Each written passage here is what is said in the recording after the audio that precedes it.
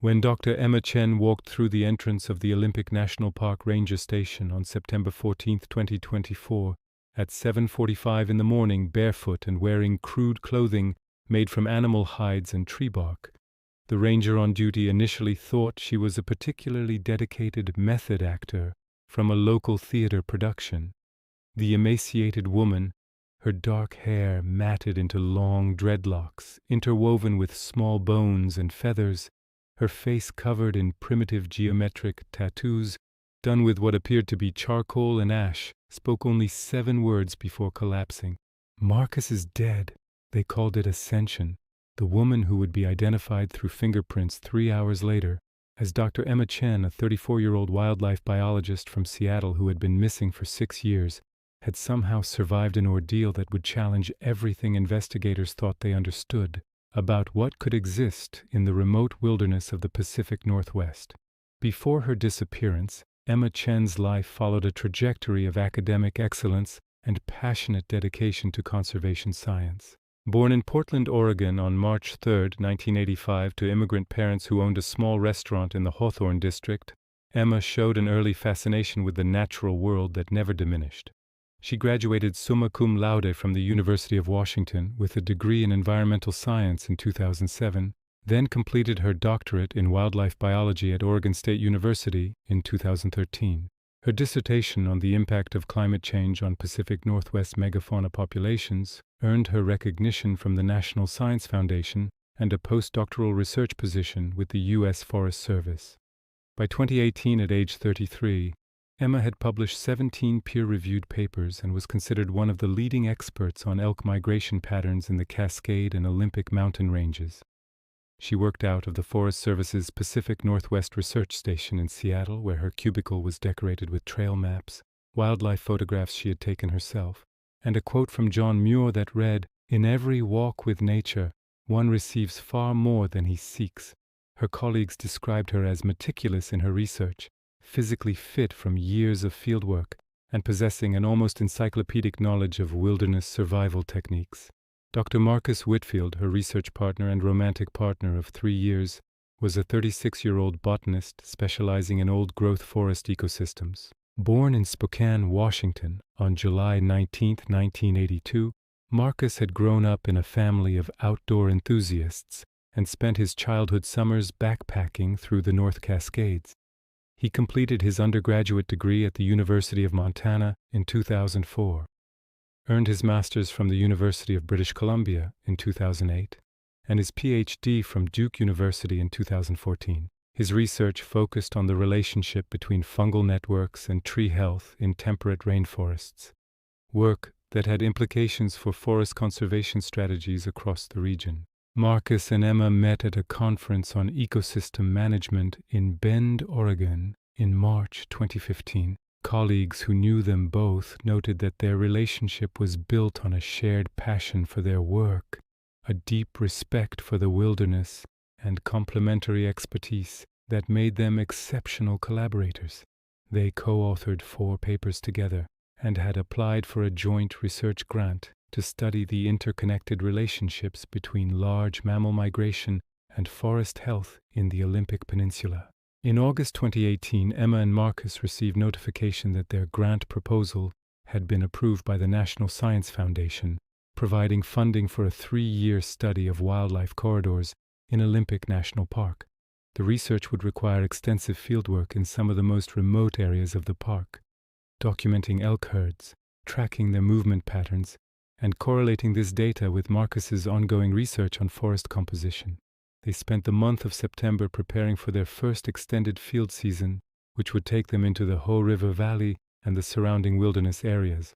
On October 3, 2018, Emma and Marcus submitted their research plan to the Olympic National Park Administration and obtained the necessary permits for backcountry research through the winter months. Their plan called for establishing a base camp near the Hoh River, approximately 12 miles from the nearest maintained trail, from which they would conduct surveys and collect data over a 6-week period from October 8th through November 18th. They registered their GPS emergency beacon, submitted detailed route plans, and listed Emma's mother, Linda Chen of Portland, and Marcus's brother, David Whitfield of Seattle, as their emergency contacts. Park Ranger Jennifer Martinez, who conducted the pre-departure briefing on October 5th at the Hoh Rainforest Visitor Center, later told investigators that both researchers appeared exceptionally well prepared.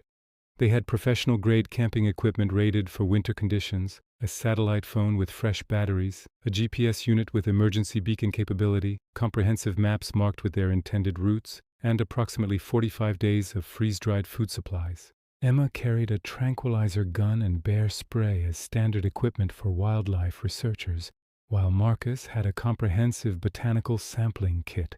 Both wore high-quality hiking boots and carried waterproof packs containing extra clothing, medical supplies, water filtration systems, and backup communication devices.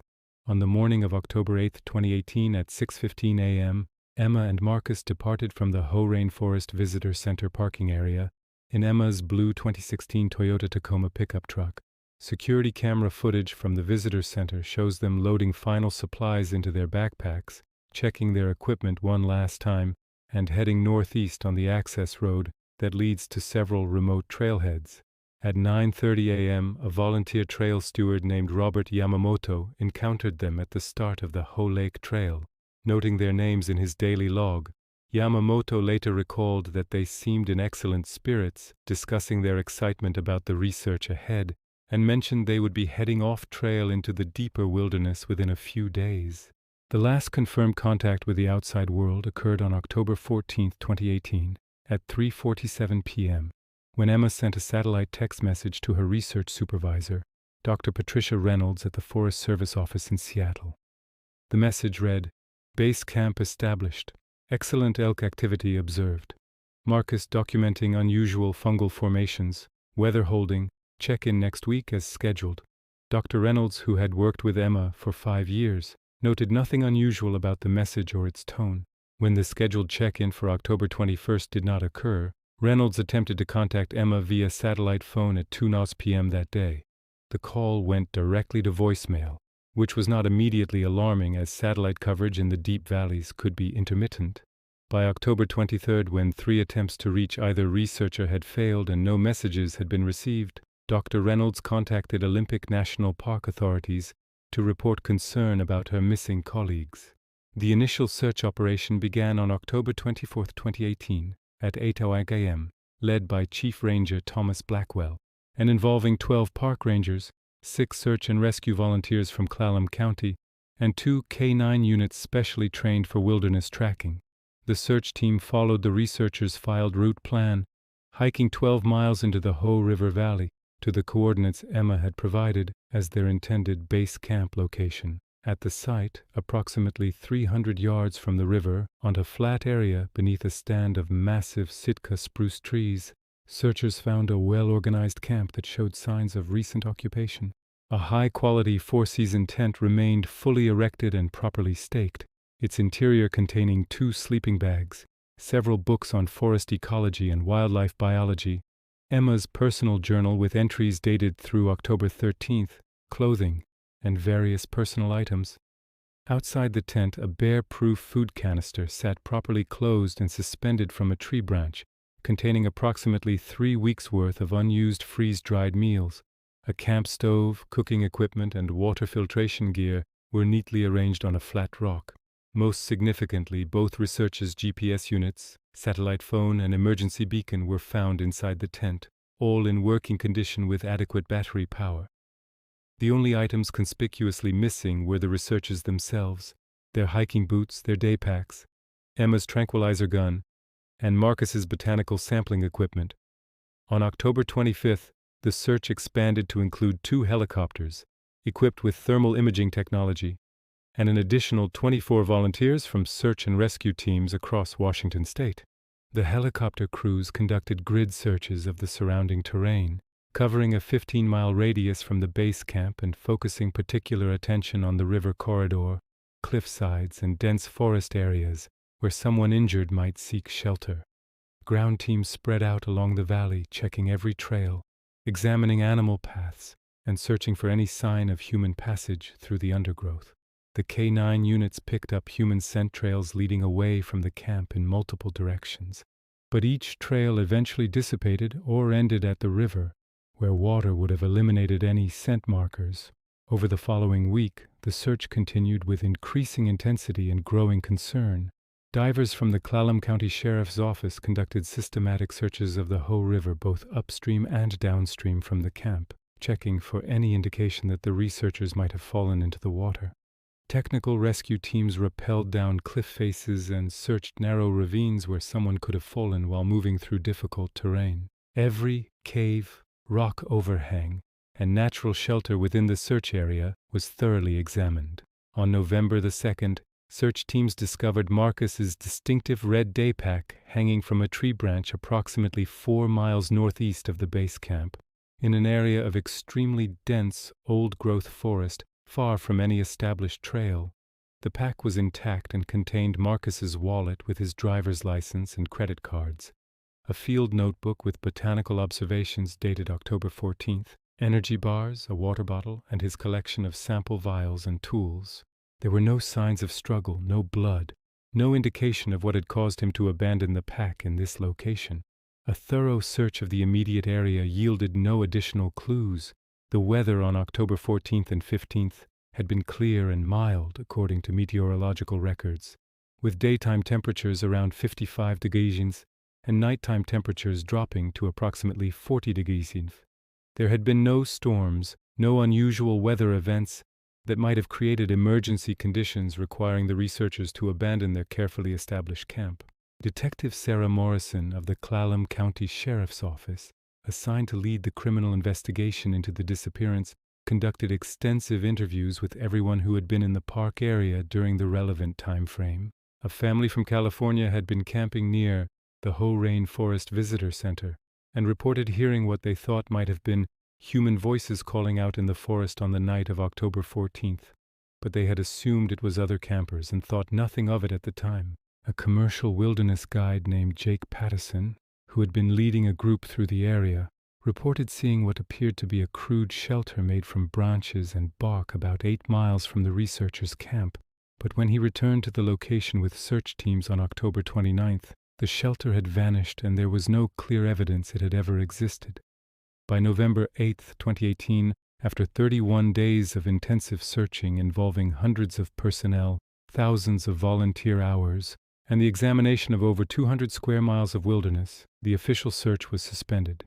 Chief Ranger Blackwell held a press conference at which he announced that despite unprecedented efforts, no trace of Dr. Emma Chen or Dr. Marcus Whitfield had been found beyond Marcus's abandoned day pack. The official report cited the possibility of a fatal accident, perhaps a fall into the river during a crossing attempt, with bodies carried downstream and never recovered.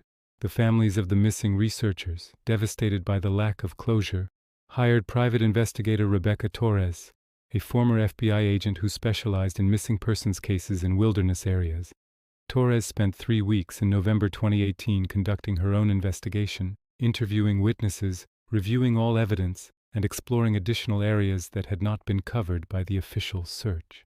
She found no new leads, but her final report expressed skepticism about the accident theory, noting that both researchers were experienced wilderness travelers who would not have taken unnecessary risks, and that the organized state of their camp suggested they had left intentionally, not in response to an emergency. In March 2019, after 5 months with no new developments, Clallam County authorities formally declared Dr. Emma Chen and Dr. Marcus Whitfield presumed dead, with an official date of death listed as October 15, 2018. The declaration allowed their families to begin the painful process of settling estates and making insurance claims. Emma's mother, Linda Chen, established a small memorial scholarship at the University of Washington for students studying wildlife biology. Marcus's brother, David Whitfield, created a memorial website sharing Marcus's botanical research and photographs from their childhood backpacking trips. Both families struggled with the absence of bodies, the lack of any clear understanding of what had happened, and the terrible uncertainty that would define their grief for years to come. Between 2019 and 2024, Olympic National Park recorded 17 additional incidents involving missing or disoriented hikers in remote areas, though all of these cases were eventually resolved with the individuals found alive or their bodies recovered. In June 2020, a solo hiker named Thomas Crawford reported seeing strange symbols carved into trees in an area approximately 6 miles from where Emma and Marcus had disappeared, symbols that resembled a combination of runic characters and geometric patterns. Park rangers investigated but found the symbols appeared to be old, possibly decades old, and likely unrelated to the missing researchers. In October 2021, on the third anniversary of the disappearance, Emma's former research supervisor, Dr. Patricia Reynolds, organized a small memorial hike to the site of the researchers' last camp. The 12 participants left memorial flowers and took soil samples that Reynolds planned to analyze as part of a continuation of Emma and Marcus's research, ensuring their scientific work would not be forgotten. By the summer of 2024, the case of the missing biologists had faded from public attention, remembered primarily by the families, close colleagues, and a few dedicated true crime podcasters who occasionally featured the mystery in their episodes. The file remained officially open in the Clallam County Sheriff's Office, but no active investigation was ongoing. The prevailing theory among law enforcement was that the researchers had suffered some kind of accident in the wilderness, perhaps swept away by the river or fallen into an unmapped ravine, and that their bodies simply had never been located in the vast, rugged terrain. On September 14, 2024, at 7:45 a.m., Park Ranger Daniel Kim was beginning his shift at the Olympic National Park Ranger Station near Port Angeles when he looked up to see a woman standing in the doorway. His first impression, documented in his incident report filed 3 hours later, was that she appeared to be a homeless individual or someone engaged in some kind of extreme survivalist lifestyle experiment. The woman was barefoot, her feet heavily calloused and scarred as if she had not worn shoes in years. She wore what appeared to be a crude dress, constructed from pieces of deer hide stitched together with plant fibers, over which she had draped a cloak made from woven cedar bark. Her hair, dark and streaked with premature gray, hung past her waist in tangled locks that had been deliberately woven with small bird bones, pieces of stone, and dried flowers. Most striking were the tattoos covering her face, neck, and visible portions of her arms. Geometric patterns, circles within circles, and radiating lines that resembled sun symbols, all done in what appeared to be carbon-based pigment, giving them a grayish-blue appearance. Kim immediately noticed that the woman was in severe physical distress. She was emaciated, her cheeks hollow, her collarbones and ribs clearly visible beneath the crude clothing. She swayed slightly as she stood, and her eyes, though alert, had a wild, unfocused quality. When Kim asked if she needed help, the woman opened her mouth and spoke 7 words in a hoarse voice that suggested she had not used it regularly in a very long time. "Marcus is dead." They called it ascension. Then her eyes rolled back and she collapsed onto the floor of the ranger station. Kim immediately called for emergency medical services and knelt beside the woman, checking for vital signs. Her pulse was rapid and weak, her breathing shallow, her skin cool to the touch. While waiting for the ambulance, Kim noticed additional details. The woman's hands were heavily scarred with old burns and cuts, her fingernails broken and stained, and around her neck she wore a cord from which hung a small leather pouch and what appeared to be a medallion carved from bone. Paramedics from Olympic Medical Center arrived 12 minutes later and began emergency treatment on scene. Lead paramedic James Rodriguez recorded vital signs of pulse 118 beats per minute, blood pressure 88/54, body temperature 96.2 degrees, and severe dehydration. The patient was placed on an IV drip, given oxygen, and transported to Olympic Medical Center, where she arrived at 8:31 a.m. In the emergency department, the attending physician, Dr. Michael Chong, ordered a comprehensive medical workup, including blood tests, X-rays, CT scan, and immediate intervention for dehydration and malnutrition. The initial examination revealed a patient who appeared significantly older than her actual age, with a body weight of only 94 pounds, multiple vitamin deficiencies including critically low levels of B12 and D anemia, and evidence of chronic protein malnutrition. X-rays showed healed fractures of 3 ribs, the left radius, and 2 fingers on the right hand, all of which had mended without proper medical treatment.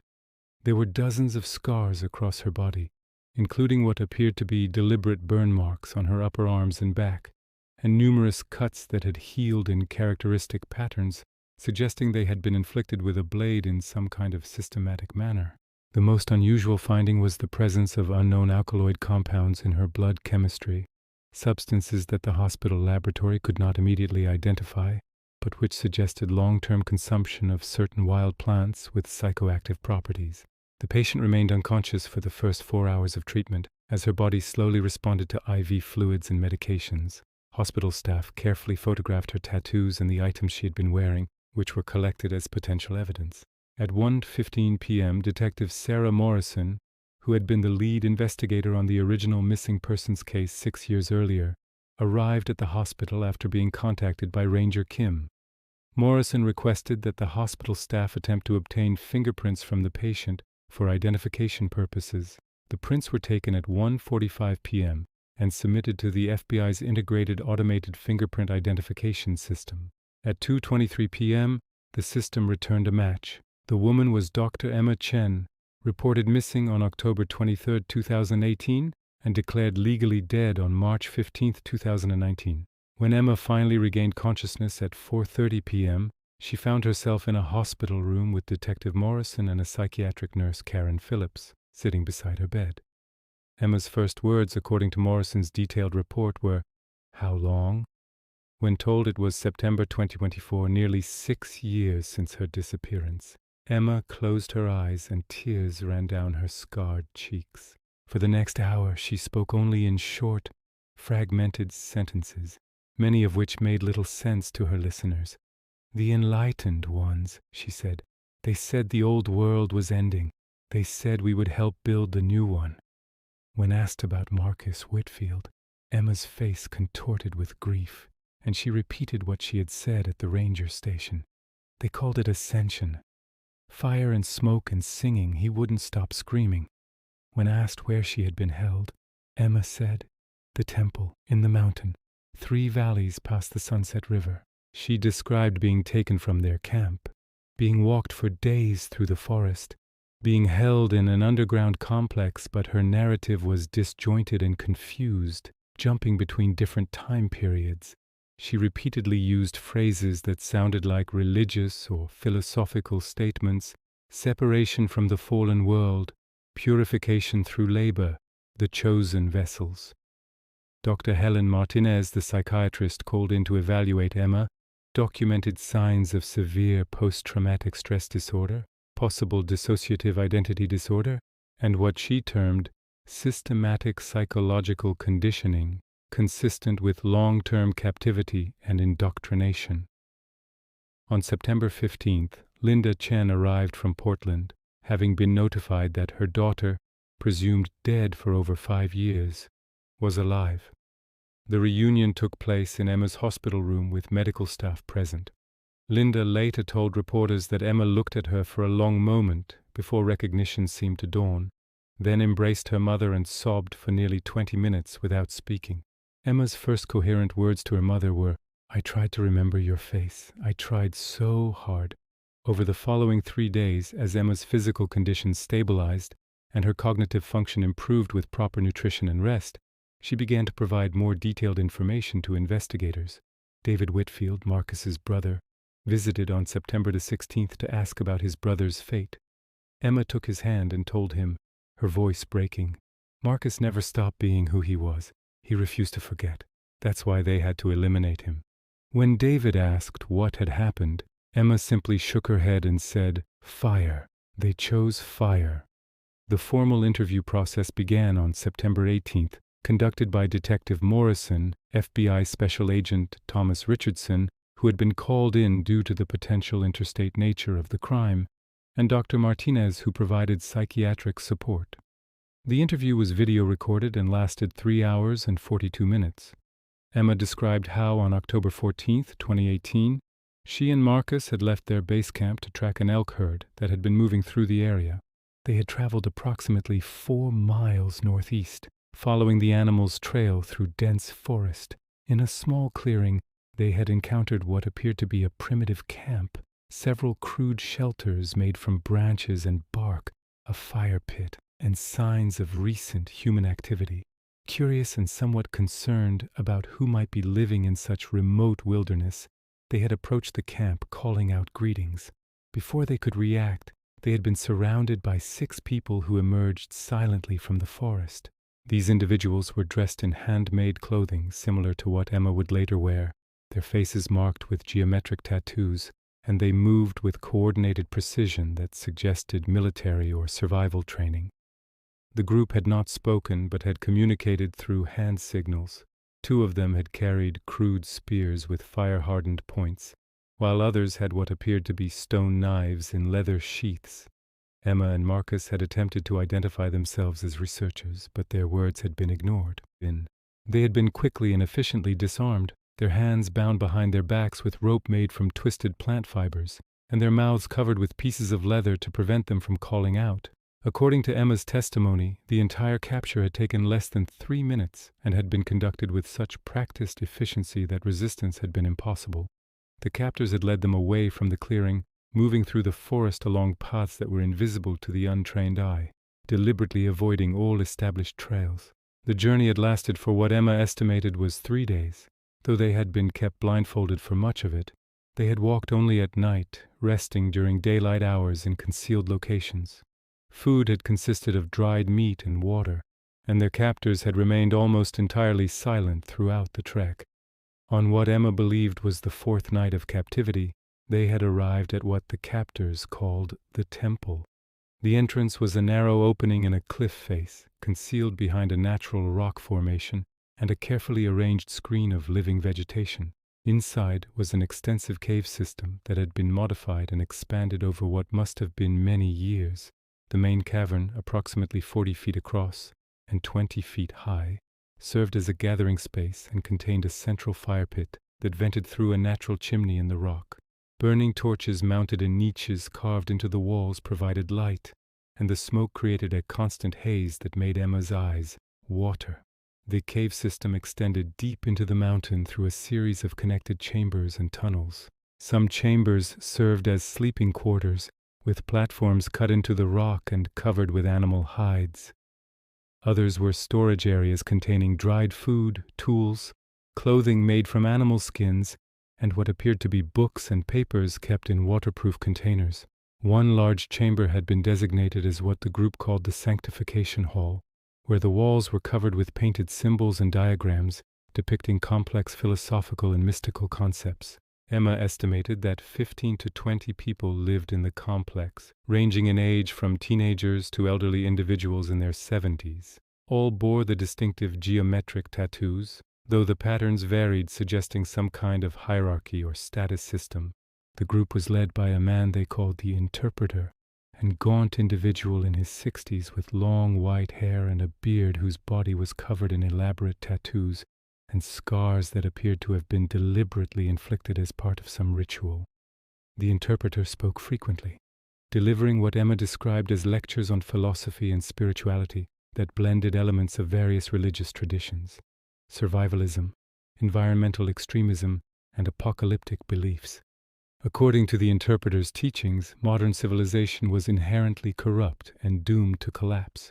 The group, which called itself the Luminous Path, believed they had been chosen to preserve ancient wisdom and would survive the coming collapse to rebuild a purified society. New members were gifts from the dying world, who would be cleansed of their contamination and integrated into the community. Emma and Marcus had been separated immediately upon arrival, placed in different chambers and forbidden to communicate. Emma was assigned to work in what the group called the Sustenance Hall, helping to process food and prepare meals. Marcus was assigned to the Cultivation Chamber, working to tend the fungal gardens the group maintained deep in the cave system for food production. Daily life in the temple followed a rigid structure. Members rose at dawn, gathered in the main cavern for what the interpreter called Illumination Hour, where he would speak about their philosophy and purpose, then dispersed to their assigned work duties. Work continued for 10 to 12 hours each day, interrupted only by a midday meal. Evenings were dedicated to what the group called transformation rituals, lengthy ceremonies involving chanting, meditation, the consumption of tea made from psychoactive plants, and sometimes physical ordeals. Emma described how new captives underwent a process called severance, designed to break their connection to their former lives and identity. This included sleep deprivation, restricted food rations, isolation from other captives, daily sessions where they were required to confess all the ways modern society had corrupted them, and physical punishments for any signs of resistance. The punishments ranged from painful but not permanently damaging burns with hot metal tools to deep cuts with stone blades, always inflicted in front of the assembled group as a demonstration. Emma's geometric tattoos had been applied over the course of several months, each session lasting hours, and conducted without any form of anesthesia, part of what the interpreter called bearing the marks of awakening. Emma described seeing Marcus only during group gatherings for the first several months. He appeared to be enduring similar treatment, growing increasingly thin and withdrawn. Unlike Emma, who had eventually adopted a strategy of superficial compliance to avoid the worst punishments while maintaining her core identity internally, Marcus had continued to openly resist the indoctrination. He refused to participate in rituals, spoke openly about their rights and the illegality of their captivity, and attempted multiple times to escape. In April 2019, approximately 6 months after their capture, Marcus made his most serious escape attempt. According to Emma's testimony, he had managed to slip away from his work assignment during a period when many group members were occupied with a ceremony. He had made it to the cave entrance and had been heading down the mountain when he was discovered missing. The interpreter had sent a team to pursue him, and Marcus had been recaptured within a few hours. What happened next, Emma said, was the moment she realized the full extent of the danger they were in. Marcus had been brought back to the main cavern where the entire community was assembled. The interpreter had pronounced that Marcus's repeated rejection of enlightenment demonstrated that his spirit was too corrupted by the old world and could not be saved. He had then announced that Marcus would undergo ascension, a process that would free his essence from his contaminated physical form.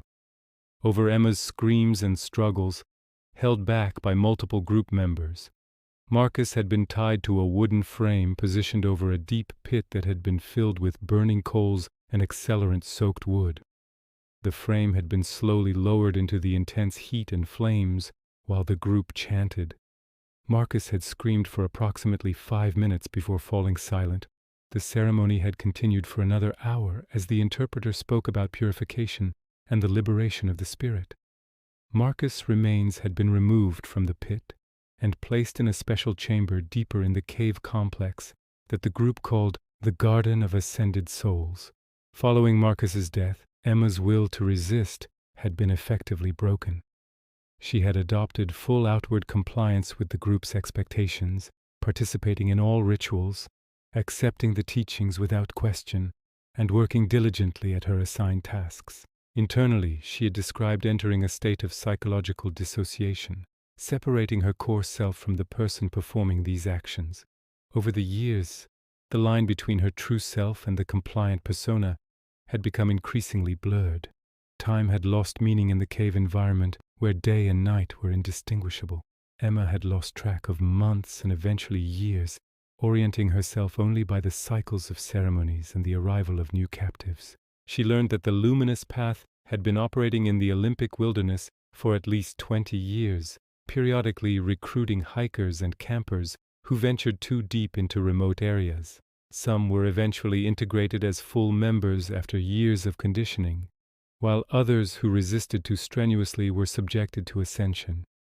Emma estimated that during her time there, 5 other people had been brought to the temple, though their fates varied.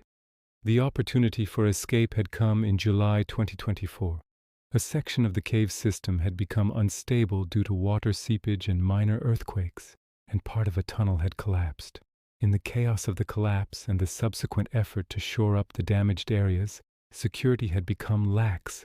Emma, who by this time had earned enough trust to move relatively freely within certain areas of the complex, had managed to slip into a less-used tunnel system that she had discovered led toward an old secondary exit. She had made her way through narrow passages, sometimes crawling through spaces barely wide enough for her body, until she had emerged on a mountainside at dawn. She had no shoes, no supplies, and only the vaguest sense of direction, but she had begun walking, always moving downslope, always seeking signs of civilization. For 3 days she had traveled through the wilderness, drinking from streams, eating berries and roots, and hiding whenever she heard sounds that might indicate pursuit. On the 4th day, following a creek downstream, she had emerged from the forest onto a road. She had followed the road for several hours until she had seen the ranger station. The investigation into Emma's account began in earnest on September 20th, 2024. A joint task force was established including FBI agents, National Park Service investigators, Clallam County Sheriff's deputies, and specialized tactical teams. The challenge was translating Emma's disoriented memories and impressions into actionable geographic information. Emma had been blindfolded during much of her initial journey to the temple and had never seen the exterior approaches in daylight. Working with FBI forensic psychologist Dr. James Wheeler, investigators used cognitive interviewing techniques to help Emma recall small details, the sound of water flowing in specific patterns, distinctive rock formations, the types of vegetation, the approximate direction of travel each day based on temperature and wind patterns. Emma was able to sketch some of the cave interior and describe several landmarks she had seen during her escape. Geologists and spelunkers familiar with Olympic National Park's cave systems were consulted to narrow down possible locations. One significant break came when Emma mentioned that from outside the main cave entrance, she had once glimpsed a distinctive mountain peak that had a profile resembling a sleeping face. Local guides identified this as likely being Mount Queets, visible only from a specific region of the park's interior. On October 2, 2024, search teams began operating in the region Emma had helped identify, approximately 18 miles northwest of where she and Marcus had originally disappeared. The terrain was exceptionally difficult, steep ravines, dense vegetation, and numerous cliff faces honeycombed with small cave openings. On October 7th, a search team using thermal imaging equipment from a helicopter detected an anomaly, a heat signature in a cliff face that suggested interior space warmed by human activity or fire. Ground teams approached the location and discovered a narrow entrance concealed behind vegetation and carefully arranged rocks. Inside, they found the temple. The main cavern matched Emma's description: fire pit, torch niches, smoke-stained ceiling, sleeping platforms. The cave showed clear evidence of recent occupation but was now abandoned. Scattered throughout were the artifacts of the luminous path: handmade clothing, primitive tools, books and papers containing philosophical writings, jars of dried food, and most disturbingly, human remains. In the chamber Emma had called the Garden of Ascended Souls, investigators found the skeletal remains of 4 individuals in various states of decomposition. Forensic analysis would later confirm that one set of remains was Marcus Whitfield, identified through dental records. On the walls of the Sanctification Hall were elaborate paintings depicting the group's beliefs, along with what appeared to be a kind of chronicle, dates, symbols, and crude drawings that seemed to document the history of the luminous path. Anthropologists examining these paintings estimated they spanned at least 2 decades. In a smaller chamber that appeared to have served as the interpreter's personal space, investigators found journals dating back to 1997. The journals, written in small, precise handwriting, belonged to a man named Joseph Elijah Winters, a former computer programmer from Tacoma who had disappeared with his wife and teenage daughter in 1996 after losing his job and becoming increasingly involved with survivalist and mystical philosophies. The journals documented Winters' descent into extreme beliefs, his conviction that technological society was spiritually poisoning humanity, and his decision to create a community that would preserve what he called authentic human existence. The early journals described years of solitary living in the wilderness, gradually attracting followers, discovering the cave system, and developing the increasingly elaborate philosophy and rituals of the luminous path. Later entries described the recruitment of new members, the need to break their conditioning, and the development of the ascension ritual for those who could not be successfully integrated.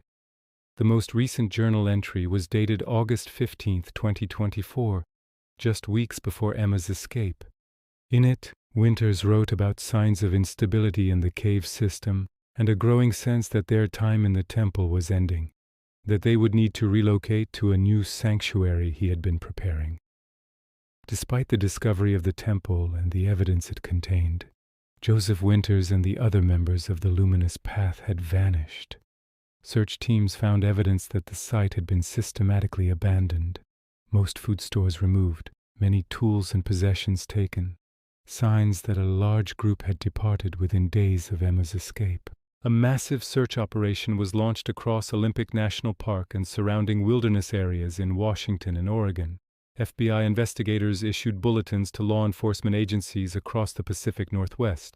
Joseph Winters was identified through records as a 64-year-old man originally from Tacoma, missing since 1996, who had last been seen with his wife Margaret Winters, now 62, and daughter Sarah Winters, who would now be 36. Photos from the 1990s were distributed, though investigators noted that after decades in the wilderness, the individual's appearances had likely changed dramatically. Authorities identified 3 other possible members from missing persons reports over the years. Daniel Marcus, 51, who had disappeared while hiking in the area in 2003, Rebecca Torres, 43, who had vanished during a solo camping trip in 2008, and Michael Chen, 37, who had last been seen in 2015. The investigation revealed a disturbing pattern of disappearances in Olympic National Park over the past 25 years. At least 15 cases of hikers and campers who had vanished without trace in remote areas. While not all could be definitively linked to the Luminous Path, the correlation was troubling. By November 2024, despite extensive searching involving dozens of agents and officers, no member of the Luminous Path had been located. The prevailing theory was that they had dispersed, potentially separating into smaller groups or integrating back into mainstream society, where their tattooed faces and scarred bodies would make them conspicuous, but not necessarily identifiable as fugitives. Some investigators believed they had relocated to another remote location, perhaps in the vast wilderness areas of British Columbia or Alaska.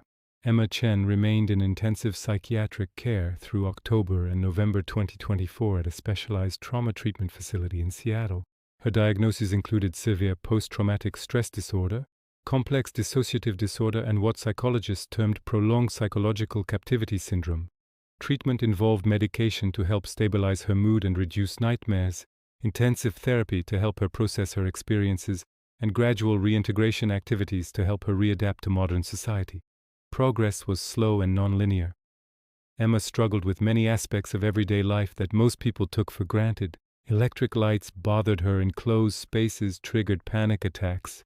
The sounds of traffic were overwhelming, and she had difficulty remembering how to perform simple tasks, like using a telephone or operating a computer. Her mother stayed with her throughout her treatment, providing a patient and loving presence.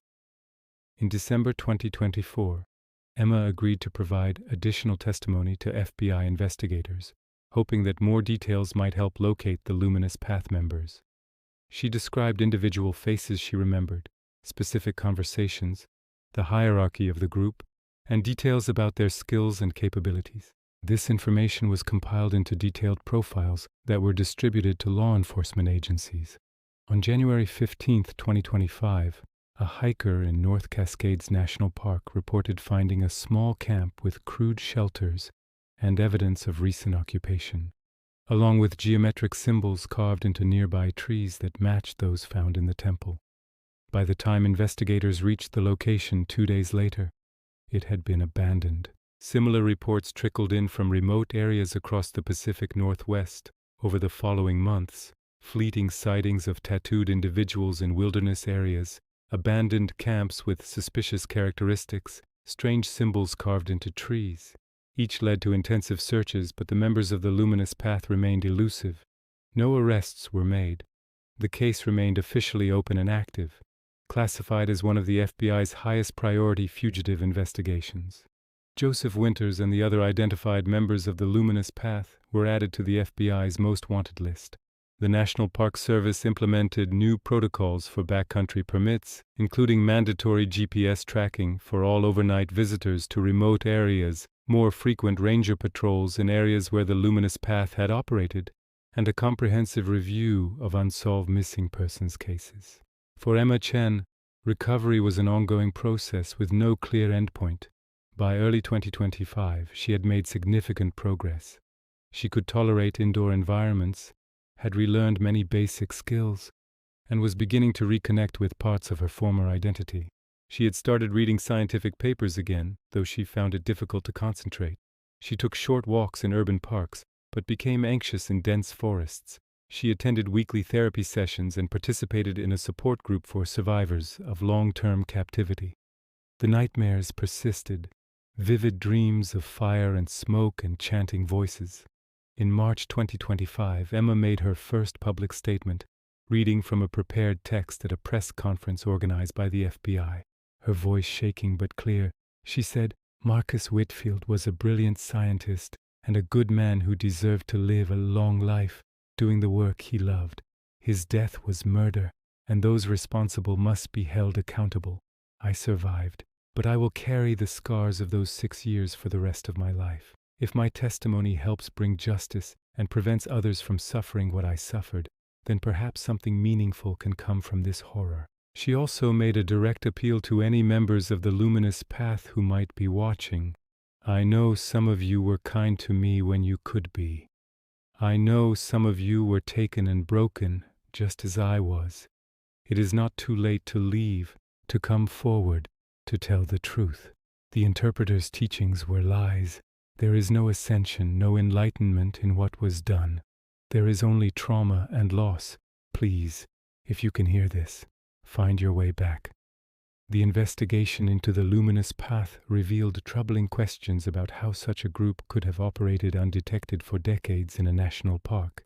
A comprehensive review by the Department of Interior found systemic issues.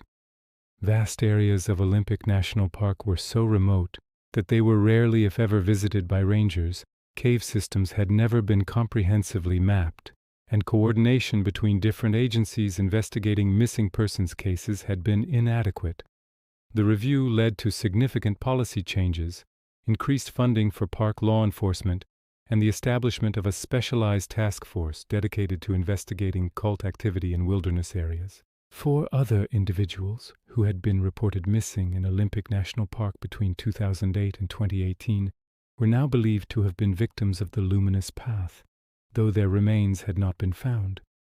Their families were contacted, given what information could be shared, and offered support services. For these families, the discovery of the temple provided partial closure, an explanation for their loved ones' disappearances, confirmation that they had been victims of crime rather than accidents, but also the terrible uncertainty of not knowing their exact fates. As of June 2025, the case of the Luminous Path remains one of the most disturbing unsolved investigations in Pacific Northwest history. The group's members remain at large, their current whereabouts unknown. The temple cave has been permanently sealed by the National Park Service to prevent it from becoming a destination for curiosity seekers. The 4 sets of remains recovered from the site have been given proper burials by their families. Emma Chen continues her recovery in Seattle, slowly rebuilding a life that was violently interrupted 6 years ago. She has expressed an interest in eventually returning to her scientific work, though she acknowledges that the person who entered Olympic National Park in October 2018 no longer exists, and that she must discover who she has become in the aftermath of unimaginable trauma. The wilderness of Olympic National Park continues to draw hikers and researchers seeking its beauty and solitude, but the discovery of the temple has forever altered the understanding of what dangers might exist in the deepest, most remote corners of these forests.